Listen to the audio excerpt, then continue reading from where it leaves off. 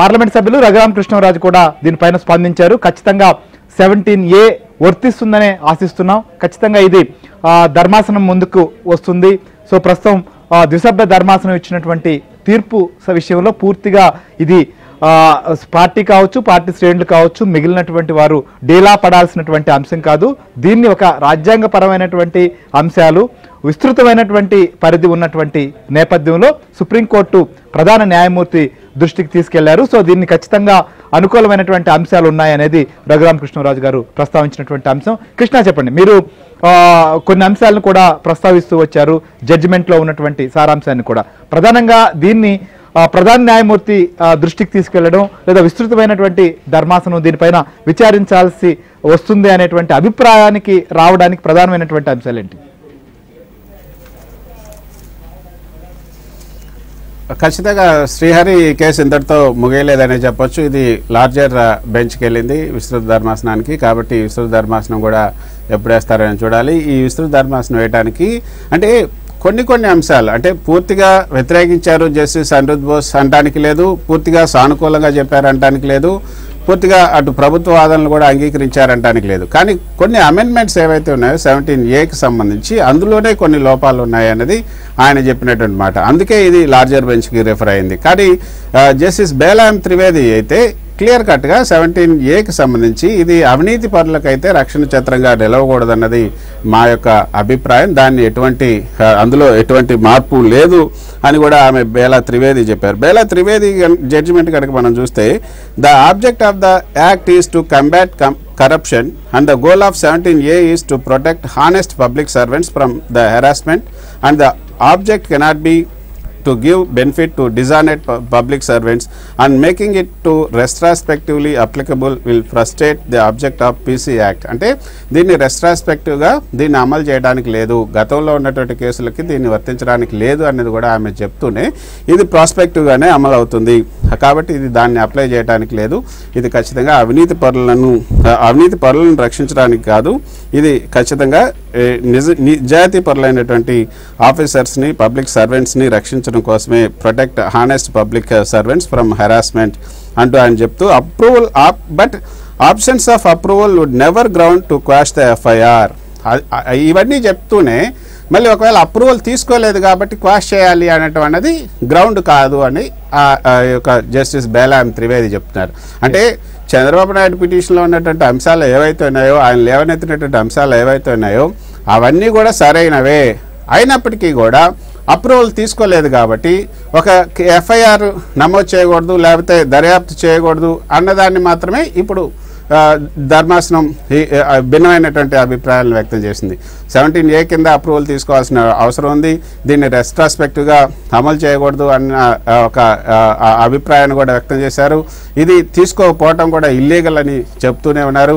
ఇది అప్పుడు తీసుకోకపోయినా కూడా ఇక మీద తీసుకోవచ్చు. సో అప్పుడు తీసుకున్నంత మాత్రాన ఇప్పుడు ఎఫ్ఐఆర్ రద్దు చేయకూడదు, లేకపోతే పాత నేరాన్ని విచారించకూడదు అనటానికి లేదు అన్నది మాత్రం ఆయన చెప్తున్నటువంటి మాట. అదే జస్టిస్ బోస్ యొక్క తీర్పులో కనుక మనం చూస్తే, in absence of such approval the action under 1988 shall be illegal. అది తీసుకోకపోవటం అనేది మాత్రం ఇల్లీగల్ అవుతుంది. Offences under section 13(2) and 1CD has no previous approval obtained, but this will not foreclose to obtain approval. I decline to interfere with the remand order. ఏదైతే కింది court ఇచ్చినటువంటి remand ఆర్డర్ను interfere అవడానికి నేను అంగీకరించడం లేదు. I'm of the opinion that the special judge had the jurisdiction to pass the order and lack of the approval will not render the remand order non est. అంటే ఒకవేళ approval లేనంత మాత్రాన judge ఏదైతే అక్కడ ఇచ్చినటువంటి రిమాండ్ ఆర్డర్ ఇచ్చినటువంటి judge order చెల్లదు అని చెప్పడానికి కుదరదు అని కూడా ఆయన చెప్పడం జరిగింది. ఆ తర్వాత ఇంకా తన జడ్జిమెంట్లో కూడా చెప్తూ, the appeal stands partly allowed in above terms. అంటే పాక్షికంగా ఈ యొక్క చంద్రబాబు నాయుడు చెప్పినటువంటి పిటిషన్లో ఉన్నటువంటి అంశాలు ఏవైతున్నాయో వాటిని పాక్షికంగా అంటే సగం మాత్రం మేము అంగీకరించాం, అలౌ చేస్తున్నాం అంటూ, I disagree on the interpretation of 17A దాని మీద ఇంటర్ప్రిటేషన్ చేయడానికి నేను డిసగ్రీ అవుతున్నాను. It should not be made applicable to only amended offences. సవరణ చేసినటువంటి వాటికి మాత్రమే దీన్ని 17Aని అప్లై చేయకూడదు. and it is required to be treated as substantive amendment and thus cannot be made applicable retrospectively అన్నది కూడా ఆయన చెప్పడం జరిగింది. Cannot be made applicable retrospectively. Cardinal principle of the interpretation is that there is no presumption on retrospectivity. The intention of the legislature was to make the amendments applicable prospectively. ఈ యొక్క prospective వేలోనే ఈ యొక్క amendment చేసిన తర్వాత ఈ సవరణలన్నీ కూడా ఇకపైన వచ్చే వాటికి మాత్రమే ఇది అప్లై అవుతుంది అన్నది కూడా ఆ యొక్క అమెండ్మెంట్ యొక్క ఉద్దేశం. So somehow offences were inserted and the 17A was inserted and it has to come into force as notified by the center. It applies thus to Amendment Act 2018. Any other interpretation leading to an anomalous situation cannot be adhered to and make it applicable to delete offences అన్నది ఆయన చెప్పినటువంటి మాట. కాకపోతే శ్రీహరి ఇక్కడ justice Trivedi చెప్పినటువంటి బేలాయం త్రివేది చెప్పినటువంటి మాటల్లో కూడా చూస్తే I'm the opinion of that section 17A is applicable to the offences under Amendment Act 2018 and not otherwise. Acting under official capacity will not lead to halt in investigation. Special court has under jurisdiction to pass the remand order. The special court was under jurisdiction to pass the remand order. There was no error in remand order and thus High Court order is also not suffering any infirmity and thus appeal is dismissed.